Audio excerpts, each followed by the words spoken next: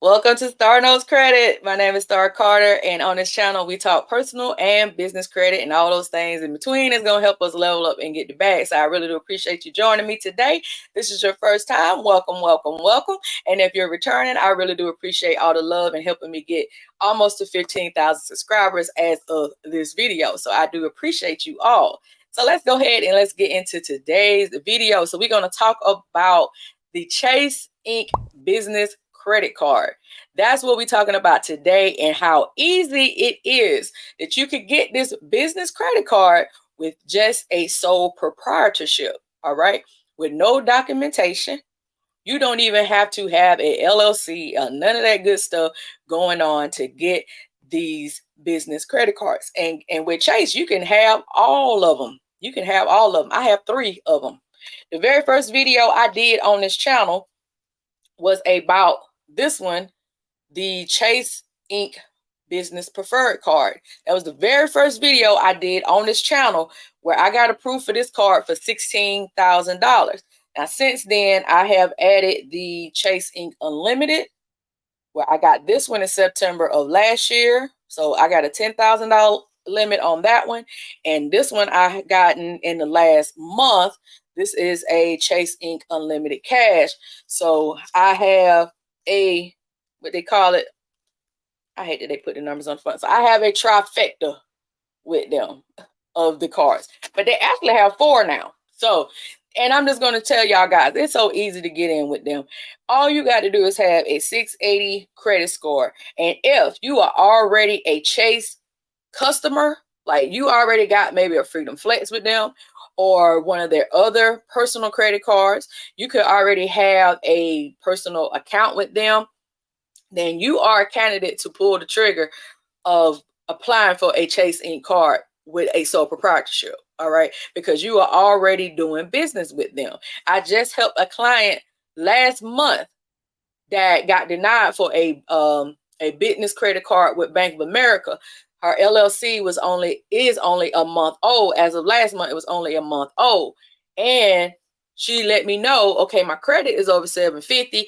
I only have a car loan and I have a Freedom Flex card. I said, well, who do you do your personal banking with? And she said, I do my personal banking with Chase. I actually got my credit card the same day I opened up my account. And I was like, oh, really? So you've been banking with Chase for 2 years and you have not thought about applying for the Chase Inc. card? And she was like, no, because she was going by what some other people were telling her about trying to apply for a Bank of America. Like, no, girl, you already in their ecosystem and you got good credit. You don't have no late payments. You don't have any credit utilization issues. So you need to pull the trigger. Pull the trigger, boom, she got approved. No problem. That's what I'm saying. It's that easy. And she has an LLC, a very young LLC. It's only been a month, and she was able to get approved. So this is easy, guys. So let me go ahead and pull up some of the data points so that you all can look into this. If this is something that you want to do for your business. The reason why I even got the cash card is because now that I'm about to go into the busy season for my business, you know, I have a candle handmade business. I do soaps and all that other stuff. I got to up my inventory to be ready for the upcoming holiday season. So getting a 0% APR card for the next 12 months during this time is very good, especially if you're a business that carry inventory. So let's go ahead and just pull up this on the screen. All right, guys. So right now we're at the compare page for all the Chase Inc. cards. Now they have the Inc. Business Premier. Now this is their newest card with the annual fee of $195. You got to spend $1,000. You got to spend $10,000 to get $1,000 cash bonus. All right. So the ones that I have is the unlimited, the cash, and the preferred. Now the preferred was the one that I got first. That was the very first video, as I said, on the channel. I was griping in that video because I had to pay the $195 annual fee. Now they did give me a generous $16,000 at the time, which I think that was awesome, because at that time the only other business credit card that I had was the one that I had with American Express Prime that I had got in November of 2021, and that limit started at 3,000, and they 3x times it, and then it went to 9,000. So them starting me out at 16,000 was awesome. All right, and also they have $1,000 bonus point. I mean, yeah, $100,000 bonus point after you spend 800 with this one. So if you're interested in doing this one, but these two right here, the Ink Business Unlimited and the Ink Business Cash, both of them have the same bonus, $750 after you spend 6,000. You get the unlimited 1.5 cash, or you can get the 5% cash back in selected business categories. The good thing about both of these cards is they both have 0% intro APR for 12 months and 0 annual fee for both of these cards. So that is the awesome sauce.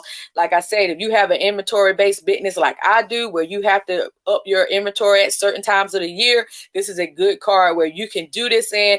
You can use this card between now and after Christmas and get your inventory, and as you are bringing in the money during the holidays, you can always pay this card back off before 12 months even hit. Okay, so this is a great offer. All right, so let's go ahead and look at how easy it is to apply even with a sole proprietorship. So now we are at the application. So we are acting like we're going to be applying for this unlimited card. So right here in this section, we're going to do the personal information. If you are a single member LLC, you can just put you're the owner like I am. If you do have partners and all that type of stuff, you just have to do it based on what the structure is of your business, which you're going to pick right here. You're going to put in all your personal information, y'all know how that goes. And then down here where it says total gross annual income, you want to make sure that you are putting in all your sources of income right here in this box. Okay, so whatever it is, your job, alimony, child support, whatever it is, you want to put that income in there. All right, then let's get down here to the business information. You're going to choose what is the structure of your business. Or do you have an LLC? Are you organized? Are you registered with your state? Okay, you're going to pick whatever it is. If you do not have any of those, then you are a sole proprietor. You can pick sole proprietor. Okay, put what your business name is. If you don't have a business name, write your name here. Okay, what name do you want on your card? All right, after that, you can also be a DBA. So a DBA is a doing business as. So my LLC, just for example, is St. Purvis Handmade Fragrances LLC, or I can put St. Purvis Handmade Fragrance LLC doing business as Starr Knows Credit. So just whatever it is, if you have a different name than what your LLC is registered in, you can do a DBA. Also, if you do have an EIN number from the IRS.gov website, that is free. Don't let nobody charge you for EINs. You just go to IRS.gov. And if you do have an EIN number, you can put that there. If you don't have one, use your social security number. Okay. Also, you want to put what is your if your business address is different from your personal address.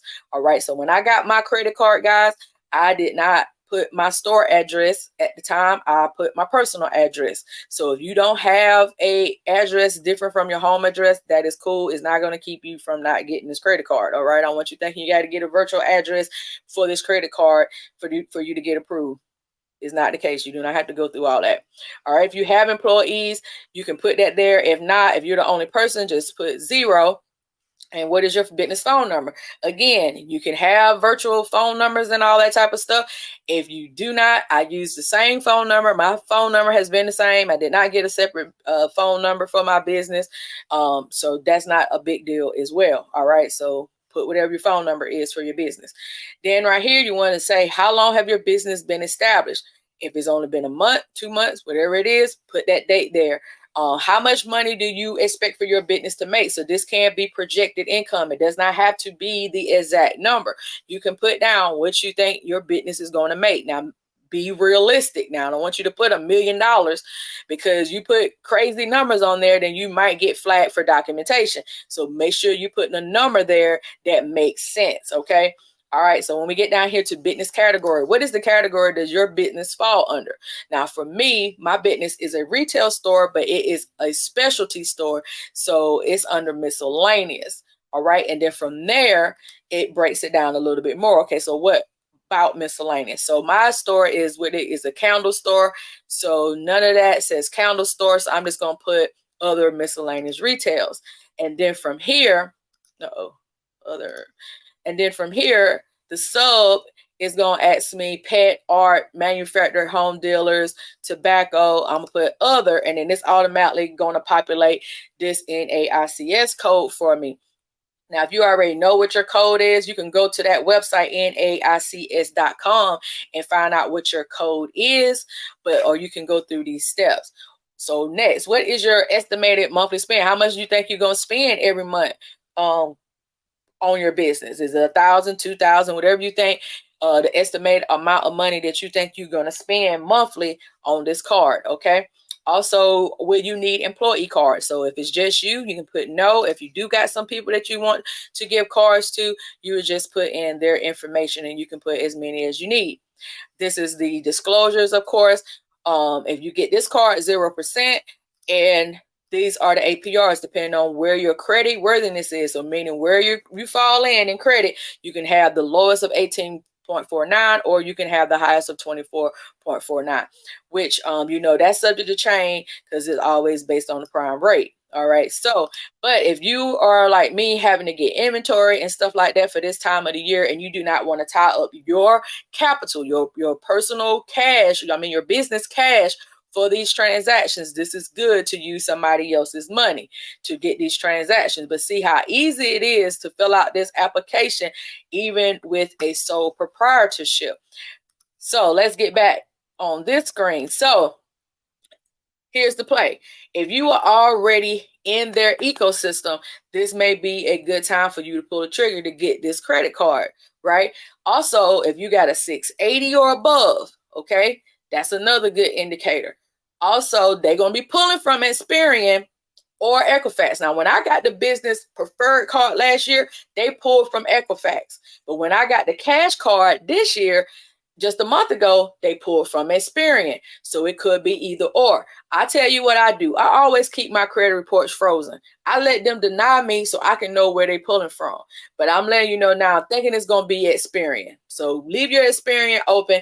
If for any reason they're not pulling from Experian and they are pulling from Equifax, let it come back to you automatically. It'll come back to you on the screen that you need to unfreeze your Equifax and then call this phone number once you do it. Okay, then you get to call somebody and talk to somebody like, okay, I unfroze my Equifax. I need to continue with my application process. All right, but they did pull from Experian for me this time. So if you're, like I said, if you're already in the ecosystem, that's good. That means you already have built a relationship with Chase. If you're 680 or above, that's good because you're showing that you do have good personal credit. Also, making sure that you don't have any late payments, collections, any of those negative items on your credit report, the things that could help you get denied faster.